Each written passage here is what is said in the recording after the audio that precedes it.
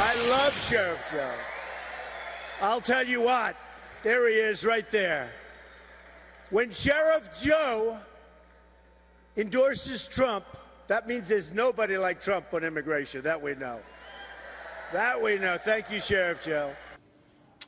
All right, well, he might not be too popular in the White House, but when it comes to galvanizing those in his state and elsewhere in the southwest United States, Sheriff Joe has the momentum, and he can help a lot of candidates. He's been a big help and a big believer in one Donald Trump. The sheriff joining us right now. Good to have you, my friend. How you doing?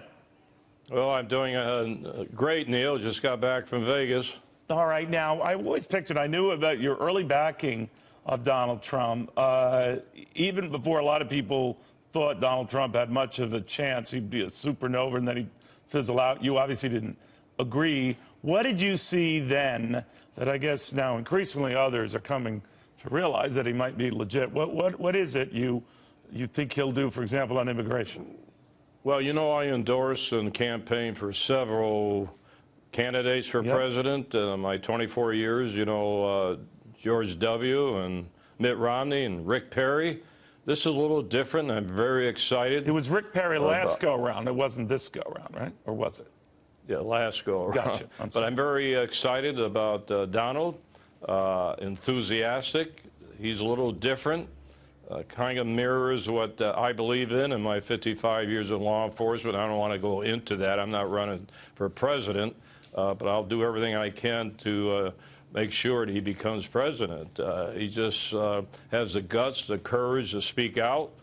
He's hit a tone. I think the people of the United States really want someone like him. And one thing that is really amazing, Neil, it's interesting. His campaign, nor he, has ever come to me and try to tell me what to say in these rallies. I think that means he's very secure.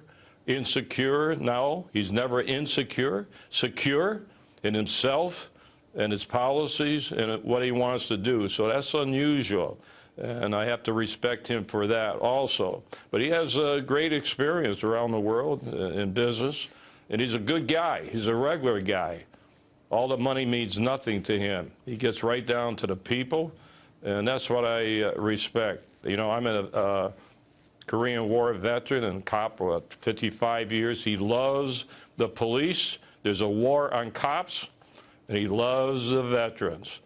So, so you think he will deliver? In other words, Sheriff, you think he'll deliver on that? I mean, the rap he's gotten since his comments about the Mexicans building a wall is that they get furious. They just say that he's a bigot and a racist, and furthermore, the idea that Mexicans would build a wall and that they paid for it is just nonsensical, not presidential. You say what?